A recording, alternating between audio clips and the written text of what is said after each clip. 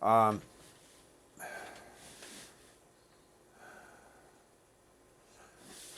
we have a big case file. Last year I typed it up on our laptop. We were living on Wilbrod Street in Ottawa, and while I was writing our case up on our laptop, the RCMP hacked our laptop. We allegate being able to access it by remote through the Wi-Fi in the building, and essentially destroying my ability to write up our case. I couldn't edit any of it. And they hacked our printer as well because our printer runs by remote, and started changing the font sizes. It was just a mess. But we did manage to get a good portion of our case printed off, along with photographs and documents that we already had hard copied. And I took them to the Russian embassy on Charlotte Street here. And I asked them if they would take our case to the Security Council, because we have a right to appeal to the Security Council. And one of their senior officials said, yes, we just may do that. That was last year.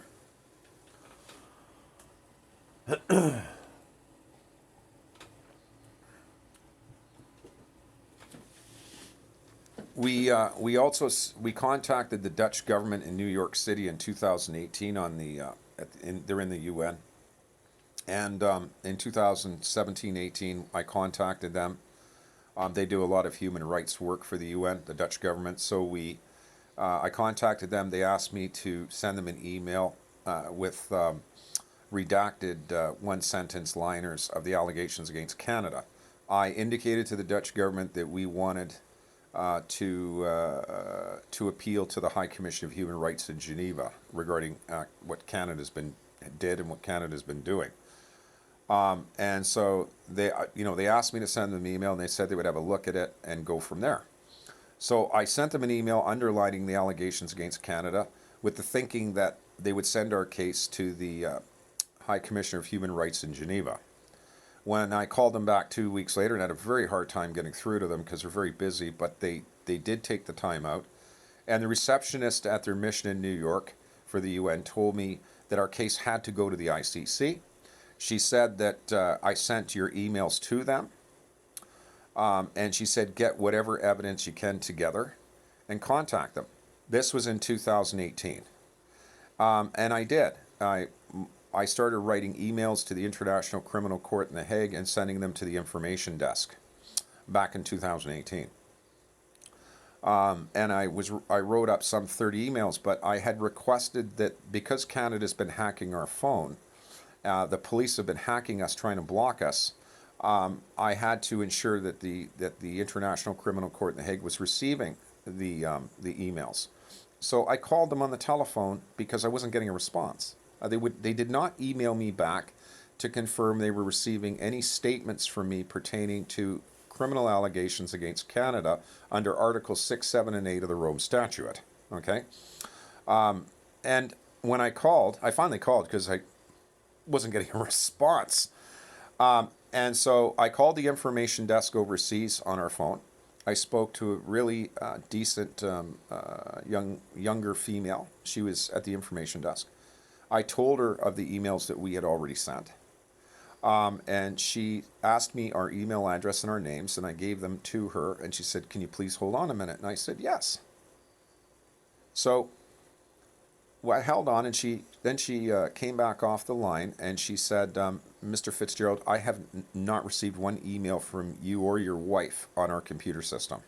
And I thought that was quite odd because I only sent them 30.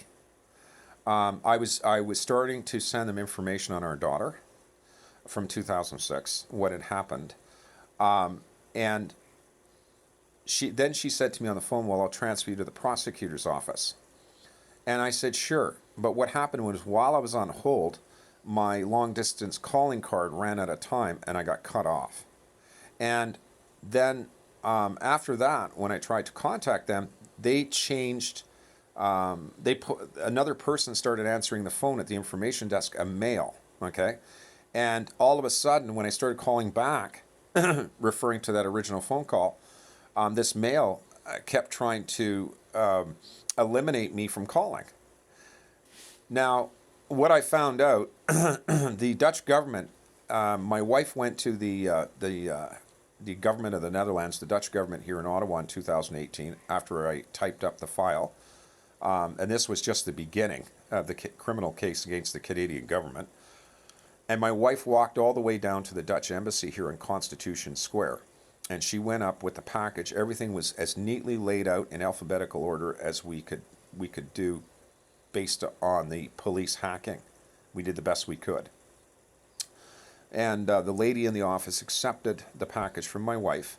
My wife, Jennifer Fitzgerald, offered her the postage. She said to the Dutch embassy official, look, I'll give you the money for the postage to send it to The Hague. So she said, no, don't worry about it. We'll handle it. And that was very nice of them. And so they sent it to The Hague.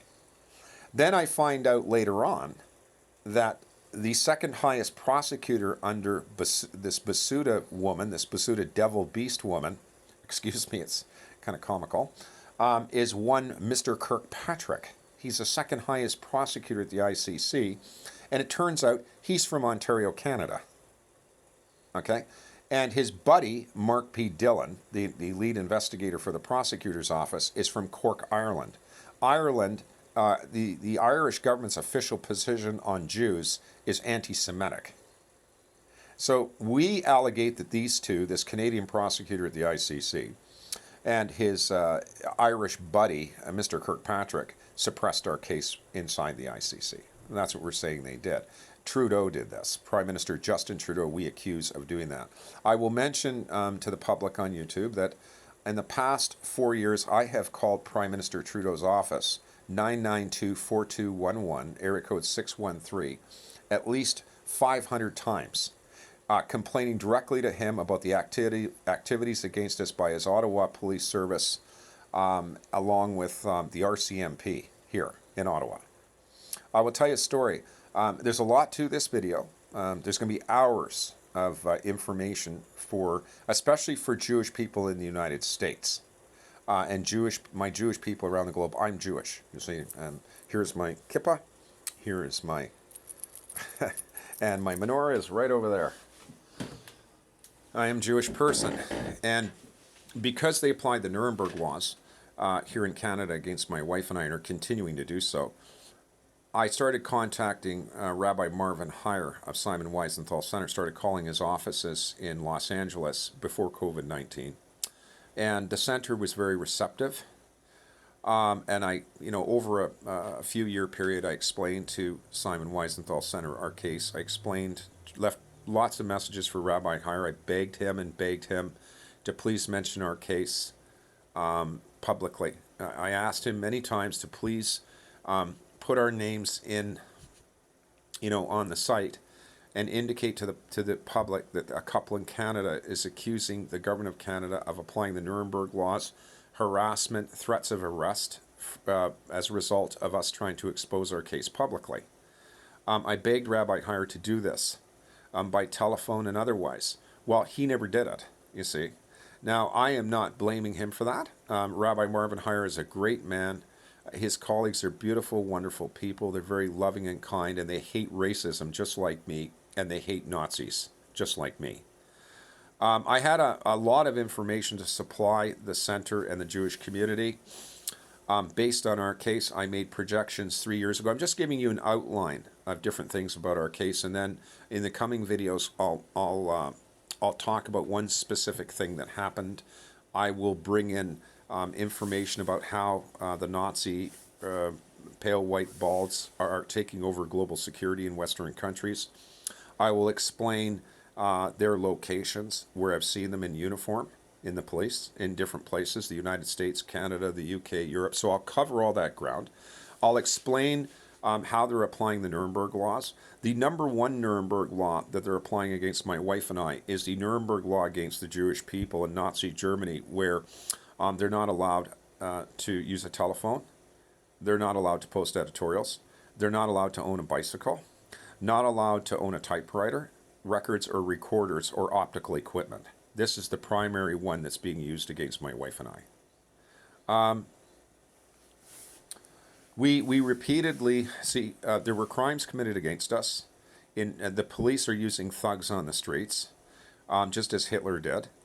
They won't commit the crimes against us themselves. The gangs and Nazi skinheads in the police are using recruited people on the streets that they have under their thumb, and connections they have with organized crime and organized criminal companies to attack my wife and I. Okay? This is what they've been doing. And we explained all this to the UN. I explained all this also to Rabbi Marvin Heyer. I made projections to, I contacted the office of the former ambassador of Israel to the UN, Danny Danon's office in New York City, about 3 years ago. I explained some of our case to him in 150 messages. I left 150 messages in 1 week because no one would answer the phone there. When I finally did get through, his secretary got angry with me on the phone, and she said, "Mr. Fitzgerald, I had to sit here and listen to your messages." And then she blocked my phone number. So when I tried to call the mission, they just blocked my phone number. I could not get through.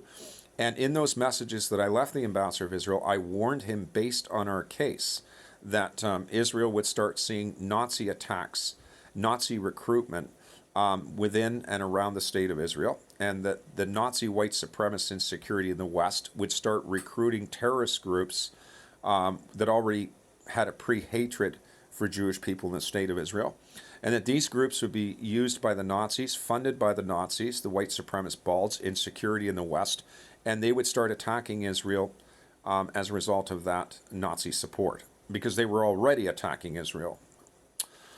I explained, I had two years ago, I had indicated to the ambassador of Israel to the UN, I had indicated to him, and rightfully so, I warned him, I said, "Look, Mr. Ambassador, you're going to start seeing Nazi recruitment in and around Israel. You're going to start seeing this." And indeed, that's what happened a few years later. I had predicted within 6 months to a year after I contacted the embassy or the mission in New York and told the Israelis this, that we would start seeing this. And in fact, we did. I was the one that called Rabbi Marvin Heyer, for example, one of our Jewish colleagues in New York, a rabbi, a wonderful man, a loving, godly man, who Rabbi Tuli Weiss of Israel 365 sent me a story about a Jewish rabbi and his colleagues who were meeting at his home. And an African came in with a machete and started cutting them up. I saw the photograph of the Torah on the floor with blood all over it. As soon as I saw that article, I called Rabbi Marvin Heyer at Simon Wiesenthal Center. I left him a message. I said, "Rabbi, that was a Nazi attack. The Nazis did that." I told him this. Then after I called him and told him this, I said to him directly, I said, "Look, this African-skinned person who attacked our rabbis in New York, he was recruited by the Nazi pale white talls in security to do that." Essentially, that's what I said to him. And a week later, they found Nazi paraphernalia in his apartment. And that wasn't the only projection that I gave Rabbi Marvin Heyer of Simon Wiesenthal Center. I reported all kinds of different things to him in the center because I knew the Jewish people, based on what's happened here in Canada, the Nazification of the balds. Most people, you people in the public, in the United States, Canada, and other countries, when you go down the street in your vehicle or you're walking around police, do you see any of them that have absolutely shaved heads? The ones you got to look for, the ones that are the leaders of the recruitment process in police divisions, making their fellow police be recruited by the new Nazi skinhead movement. The ones that are behind all this are the pale white tall ones that have skin like chalk. These ones here don't even tan. Now you need to understand this. This is what they seem to have some kind of DNA issue. They don't tan. I mean, it's 98 degrees in the summertime, and these ones here remain chalk white. They do not tan. And I've proven this. These ones here, the ones that are pale, tall, bald, and chalk white, these are the Nazis. And these are the ones that have been recruiting in the police. As I explained to Rabbi Marvin Heyer, because I'm going to say a number of things here, because this is the startup video. I indicated to Rabbi Marvin Heyer that we've seen an uptick in anti-Semitic attacks against Jews in the United States and other countries. Okay, we've seen an uptick in this. The reason for this, I tried to explain to Rabbi Marvin Heyer and his colleagues by messaging, the reason why we are seeing this uptick is because what has happened here, the Nazis have been recruiting insecurity, okay? And Hitler did the same thing. And I did research on the whole Holocaust. I did research, in-depth research of the Holocaust between 1933 and 1945, okay? And what I noted was that Heinrich Himmler, Adolf Hitler's chief of police, he was, of course, bringing in the harshest recruits against the Jews into civilian law enforcement, which would include the Kripo, including also the SD, which was their spy, Germany's spy agency, referring to spying on foreign consulates. This is what they did. The Gestapo, the SS, and the SA. What I determined in my investigation of the Holocaust pertaining to our case, and very methodically so, was that Hitler's civilian security and secret security were recruiting every kind of street thug, German criminal. They were recruiting the SS, the SA, the Gestapo, were recruiting, especially the Gestapo, more so the Gestapo. They were hiring tens of thousands of criminals in Germany on the streets and using them to commit crimes against the Jewish communities and keep them under surveillance. Okay? This exact thing has been cloned by the police and the government here in Canada. They have cloned that Hitler policy perfectly, and they've been using it against my wife and I in its entirety. Every attempt for us to embarrass Canada, the police have hacked this phone. They're listening in on all my phone calls illegally. This is illegal, what they're doing. And they're trying to threaten us based on those phone calls. The phone calls are legal. There's no threats of personal criminal harm to anyone. All right? When I call up the governments, because I'm Jewish and I'm religious, I keep telling them God's going to destroy you. I keep telling them this. All the signs of Jesus in Luke 21 are in the heavens. Everything he said that was going to happen is happening repetitively. Various things in the book of the Christian text, the book of Revelation, are happening. All this proof is right there. And the nations know this. The governments know that everything that Jesus said in Luke 21, 2,000 years ago, whether all Orthodox Jews believe or not, they cannot not believe because everything he said is happening over and over again. So I warn the governments that, I approve of Yahweh's acts against the planet according to the book of Revelation and the book of Daniel and what Jesus stated in Luke 21. That I very much approved of his destruction of the governments, many of them for their evils and crimes, their deeply corrupted police who are suppressing people's rights, and they're keeping them suppressed. Okay? So I've been doing that. That's the only indicator to a number of the governments as far as their destruction goes for their evils. That's the only thing that I have stated, is that God will destroy you, and he'll destroy you even for me. So those are the kinds of things. As far as threats go, they're all legal threats, threatening them with the hand of God. Okay? That is what I have threatened them with. The police and some of the governments. Clearly, in our case, before I talk about that, I want to finish up what I was saying. You need to understand, and I tried to explain this to Rabbi Marvin Heyer, that the neo-Nazi skinheads in the police in the United States, Canada, Europe, the UK, they have recruited, these bald, pale, white talls have recruited people in their departments. They're recruiting other people into the Nazi fold.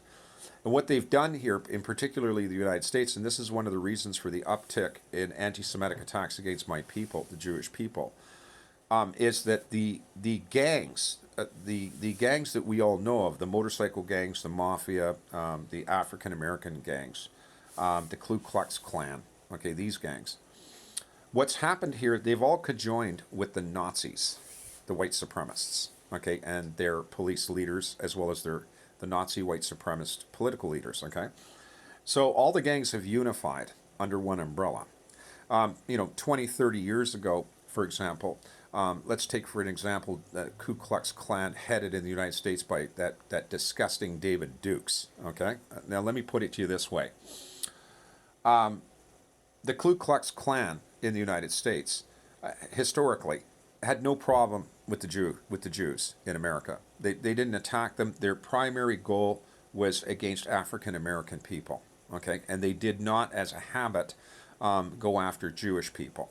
Do you understand? Well, that's all changed. Now they go after Jewish people, and they go after African American people. Remember the Floyd murder? We all remember.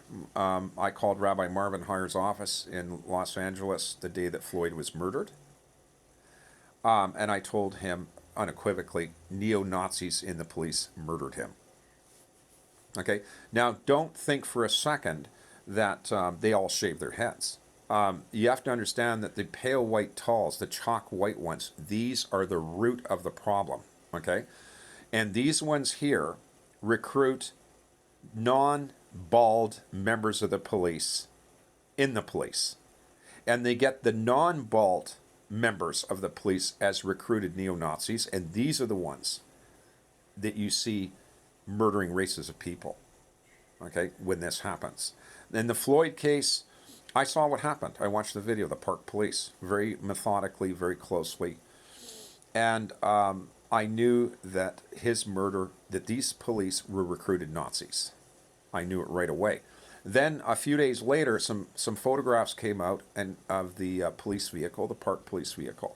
On the driver's side with the door open was the body of Floyd, and who was standing over him? Pale white talls, bald Nazi police. They're Nazis.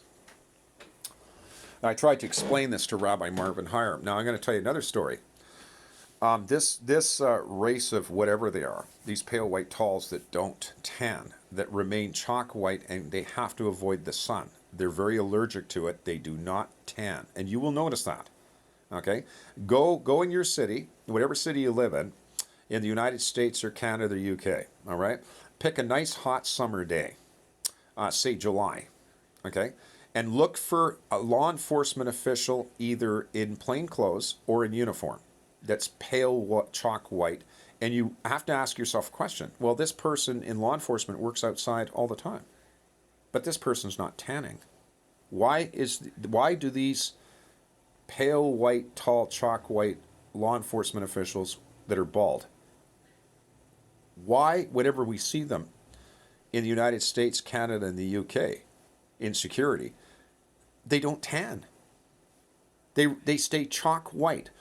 Now, you have to ask yourself that question. All right, they're all over the place. What we have here, and I tried to explain this to Simon Wiesenthal Center, we have a collective of some kind of alien humanoid race of pale white talls, bald, and they have taken over the police. Okay, they're in. Let me explain to you the places I've seen them. I've seen the bald standing next to Donald J. Trump, dressed in military uniforms. I've seen them with Donald J. Trump when he was president in his hotel in New York. One was a CIA guy with a bald head. I've seen two balds in the London police uniformed in front of the Ecuadorian consulate, two, detached there regarding watching for Julian Assange, right at the Ecuadorian consulate. My wife and I were followed in Crystal Beach, Ontario in 2018 at my mom's house. The Niagara Falls Police Department, we were being followed by pale white tall balds in police vehicles. Okay? We were attacked on the Richelieu River in our boat Jacob's Goshen, a 25-foot thundercraft anchored with waking up to a police rubber boat doing donuts around our boat in circles. When we looked out our helm windows, here is a Nazi pale white bald in this police boat with his partner doing circles around our boat Jacob's Goshen, laughing his head off. Also in 2011, we handed in a police report of our boat Jacob's Ladder in Quebec to the Security Quebec SQ detachment in Lacolle. Okay, the person who received the file from my hands was a pale white tall bald in plain clothes. They covered it up. The pale, white, tall Nazis in the police are using the motorcycle gangs, the Hells Angels, to attack people. They're getting them to do it. They're hiring criminal gangs to do these particular police are, as I said, hiring criminal gangs to commit attacks against targets for them, which was my wife and I. Our first boat, Jacob's Ladder, we bought it in 2009 here in Ottawa. We had it trailered up in 2011 to Lacolle, Quebec. It came across the border. I went to meet the driver, and I put it in La Cire de Champlain Marina on blocks, okay, in November 2011 because winter was coming.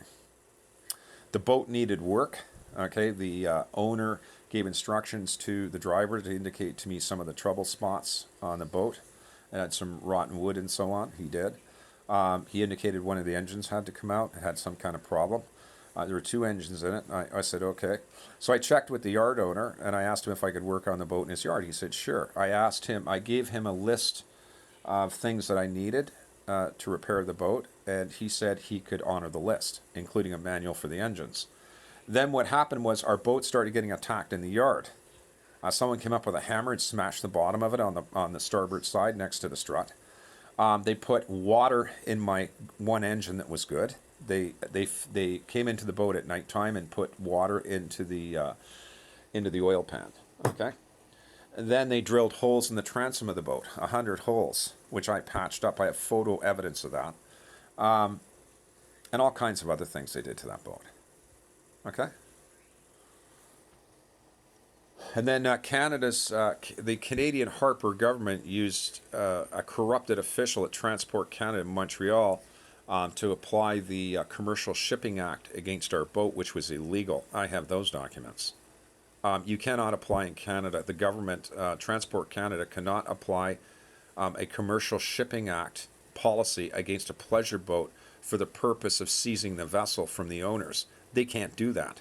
That's what they did. And that's all part of our case against Canada.